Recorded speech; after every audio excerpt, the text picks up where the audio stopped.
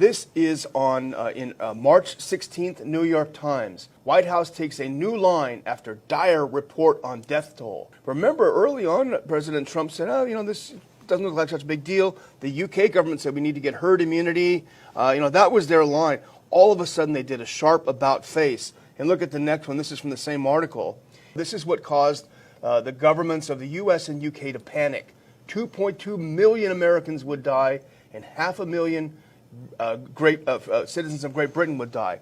Well, where did this report come from? Well, it was a paper done by a British epidemiologist called Neil Ferguson. We've talked about him before. It was interesting because this paper was not peer-reviewed. And actually, the former chief epidemiologist for Sweden, which, as we know, has taken a different path, he said this is not normal scientific practice. He just threw this paper out here and wasn't reviewed by others.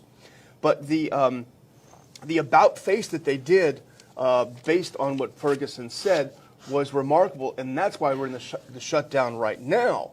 But the thing about Ferguson that's interesting, and there was a great article on LewRockwell.com today, which out and out called him a charlatan.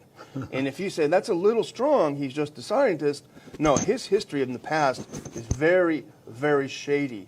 Here's something from the article that's interesting to read, a couple of things. It was Ferguson who in 2001 convinced Prime Minister Tony Blair to kill 6 million cattle to stop the foot and mouth disease. It cost £10 billion and is now considered an absolute absurd thing.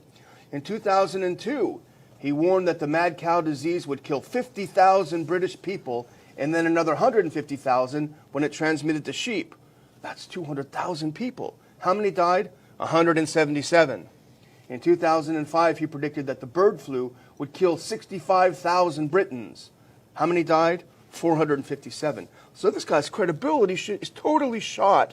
But Fauci and his group picked up on this, grabbed it, and ran with it, and that's why we're in complete lockdown now. So you got to answer, as we try to ask in the headline, what is behind this?